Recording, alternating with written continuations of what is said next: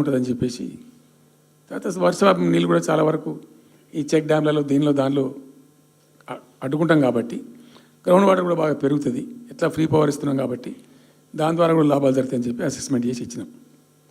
నిజంగా కూడా పాలమూరు ఒక టైంలో తెలంగాణ వచ్చిన తర్వాత 4-5 ఏళ్ళకి నేను పోతే ఎందుకో పోయినాం, బస్సు యాత్ర చేస్తే చాలా అద్భుతంగా ఎక్కడికక్కడ వరికోత మిషన్లు, కల్లాలు, అంతకుముందు పాడుబడ్డ ఇల్లు కనిపించే పాలమూరులో నా కళ్ళతో నేనే చూసిన.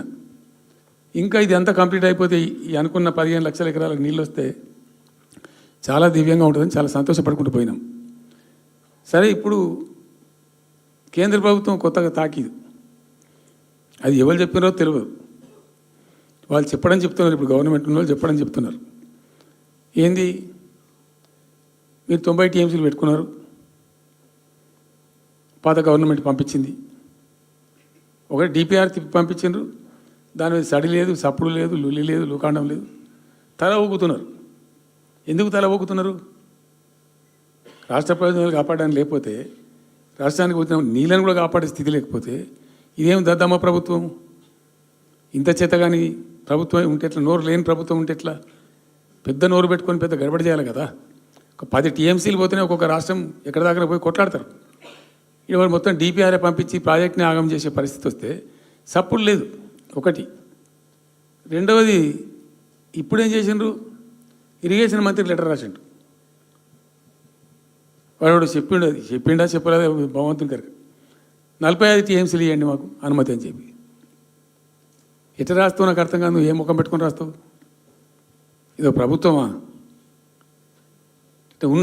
ఉన్న వస్త్రానికి పోతే అనవసరం పోయింది అన్నట్టు ఉన్నది కూడా కొట్టుకుంటారు ఎవడన్నా.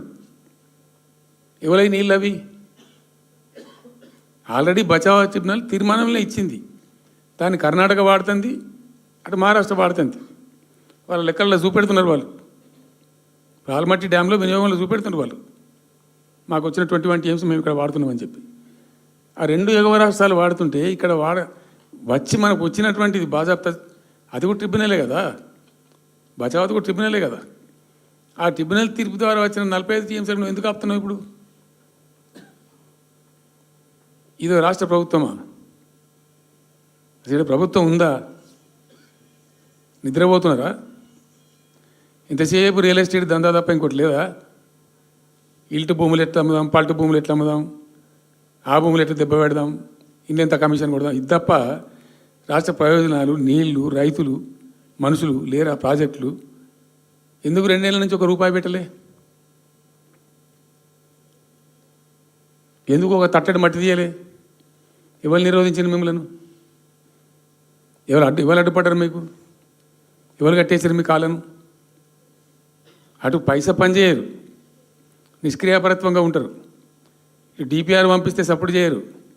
ఇలా చివరికి 45 టీఎంసీ అని రాస్తారు. అంటే ఏం కాబోతుంది? ఎవరో ఒత్తిడి ఉంది దీని వెనుక? ఏం కుట్ర దాగి ఉంది ఇది? 2 ఏళ్ళ నుంచి నేను మౌనం పాటించి చూసుకుంటూ వస్తున్నాం. తప్పని పరిస్థితి నేను బయలుదేరినప్పుడు తప్పదు.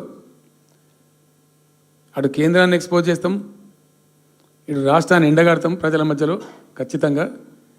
ఇలా మొత్తం విస్తారంగా మాట్లాడినాం, చర్చించినాం. చాలా పెద్ద ప్రజా ఉద్యమాన్ని శ్రీకారం చుడతాం.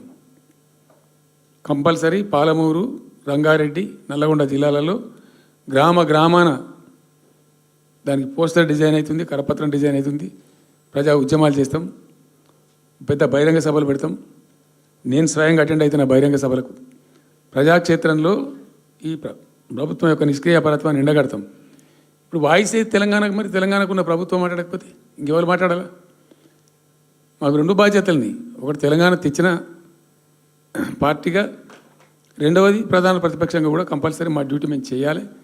అందుకోసం గాను వీళ్ళు ఏదో తమాషకు మేము అదోటి అడ్డం పొడుగు మాట్లాడి, కిరికిరి మాటలు మాట్లాడి, ఈ కారు కూతలు కూసి ఏదో చేస్తామనుకుంటే నడవదిగా. ఈ ఏళ్ళ దాకా వేరే కథ, రేపటి నుంచి వేరే తోలు తీస్తాం ఎక్కడికక్కడ. ప్రజలు ఖచ్చితంగా ఎక్కడికక్కడ నిలబెట్టే ప్రయత్నం చేస్తాం. అడుగున చెక్ చేస్తాం, ప్రతి విషయంలో చెక్ చేస్తాం. Sufficient time we have given. మేము తొందరపడి మేము ఎందుకు కనేరి అయ్యి మా ప్రభుత్వం పోయింది వీళ్ళు వచ్చింది అనేటువంటి ఒక పిచ్చి అయ్యి అట్లా మేము చేయలే, అటువంటి వాటికి పోలే. ఇష్యూల మీద పోరాడుతున్నాం, ఒకే ఫీజు రియంబర్స్ మీద పోరాడుతున్నాం, ఇంకోటి పోరాడుతున్నాం, రకరకాల భూదందాల మీద, దోపిడీ మీద, అలాగా చెర్ల మీద, చెర్ల మీద పోరాడుతున్నాం. పార్టీ కొట్టాడుతున్నది, తప్పకుండా తప్పదు కాబట్టి కొట్టాడుతాం. ఇప్పుడు మొత్తం మొదటికే ముప్పొచ్చే పరిస్థితి ఉంది. అటు గోదావరి మీద అరాకిరి చేసి చంద్రబాబు నాయుడు, ఏపీ ప్రభుత్వం నల్లమల సాగరు, ఈ సాగరు, ఆ సాగరు, అటు గోదావరి దోపిడీ జరుగుతూ ఉంటే దాని మీద సప్పులు లేదు. ఇటు కృష్ణలో ఇంత ఘోరంగా పాలమూరు ఎత్తిపోతల మీద దీని మీద సప్పులు లేదు. మరి ఎవరి ప్రయోజనాల కోసం ఉన్నట్టు రాష్ట్ర ప్రభుత్వం? ఏం చేయడానికి ఉన్నట్టు? ఏం జరుగుతున్నట్టు ఈ రాష్ట్రంలో? కాబట్టి ఎట్టి పరిస్థితుల్లో నేనే స్వయంగా రంగంలో దిగాలనుకున్నా, దిగినాం. ఈరోజు డిసిషన్ అయిపోయింది. 2-3 రోజులలో, 2-3-4 రోజులలో, రాబోయే 3-4 డేస్లో ఆయా జిల్లాల నాయకులతో